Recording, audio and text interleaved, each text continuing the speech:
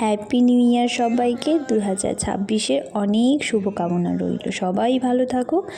আমরা সবাই মিলে আশা করব যেন নতুন বছরটা সবাই ভালো মতন করে কাটাতে পারি, পুরনো সব স্মৃতিগুলোকে ভুলে নতুন করে বাঁচতে পারি। যত রকমের খারাপ স্মৃতি আছে সেগুলোকে পিছনে ফেলে আমরা এখন সব সময় ভাববো যে কী করে ভালো মতন করে এগোনো যায়। যাই হোক, সারাদিনটা আমার মোটামুটি ভালোই কেটেছিল কাজের মধ্যে দিয়ে। তাই সন্ধ্যায় ভাবছিলাম একটু মেলায় যাব। তাই মা, আমি, ভাগ্নি, ভাগনা, দিদি আমরা সবাই মিলে একটু মেলার জন্য রওনা দিয়ে দিয়েছিলাম। মেলাতে আজকে আমার ফার্স্ট টাইমই আসা হলো, যদিও মেলা 2 দিন আগেই শুরু হয়েছে। আজকে ভাবলাম যাই, 1 জানুয়ারিও আছে।